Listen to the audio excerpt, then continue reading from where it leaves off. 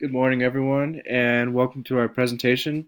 We're going to be talking about lesbian, gay, bisexual, and transgender students. This is presented by Taylor Gendro, Kylie Stubbs, Matea Burke, and Bert Paulson.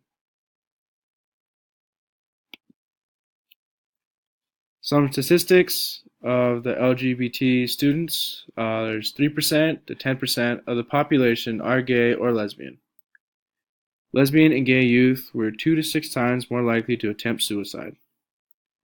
Lesbian and gay youth make up more than 30% of all teen suicides, and 33% to 49% of LGBT youth had reported experiencing harassment, threats, or violence. Identity. Trident defines the concept of identity as perceptions of self that are thought to represent the self in specific social settings. Some examples are such as a lawyer's identity as work, a spouse identity at home, or heterosexual, homosexual identity within amorous settings. The major barrier to disclosing sexual orientation was fear.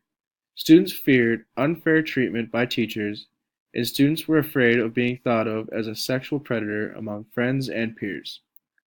Often individuals will test the waters with smaller comments or questions to determine whether telling someone their sexual identity would be safe.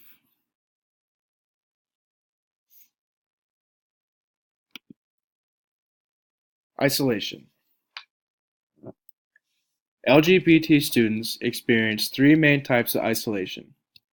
Cognitive isolation, because they do not have much access to information on issues associated with sexual orientation. Emotional isolation, due to negative messages about homosexuality. And social isolation, from individuals students confided in as well as those they did not.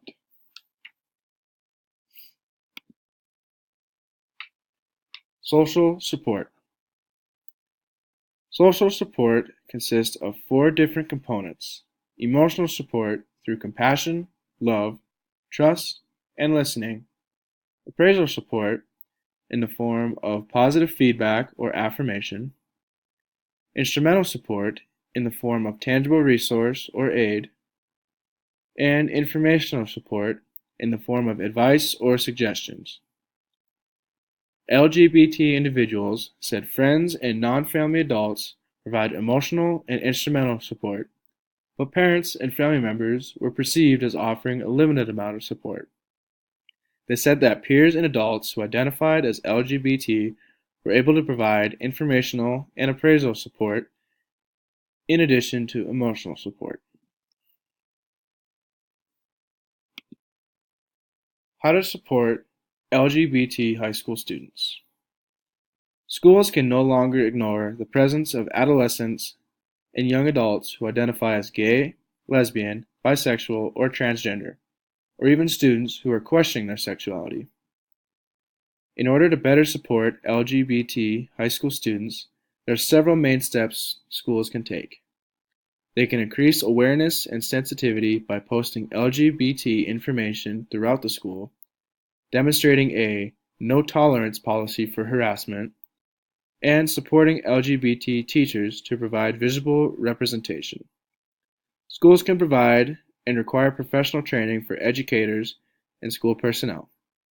Schools should provide students with increased services through counseling and school clubs.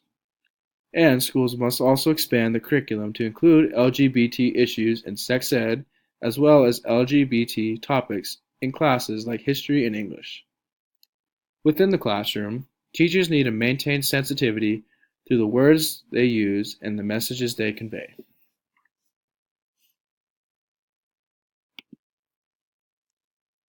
Some questions that we have about our presentation are: how can we make LGBT students not feel alienated? What are the options for counselors or education on LGBTQ matters in hate school? What's the percentage of LGBT students in Montana? And how does a teacher go about sex education and talking about LGBT with students in an appropriate way?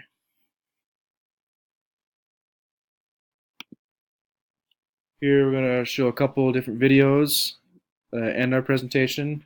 I'd like to thank everyone for listening to our presentation. I hope everyone learned something new and have a better understanding about the respective topic.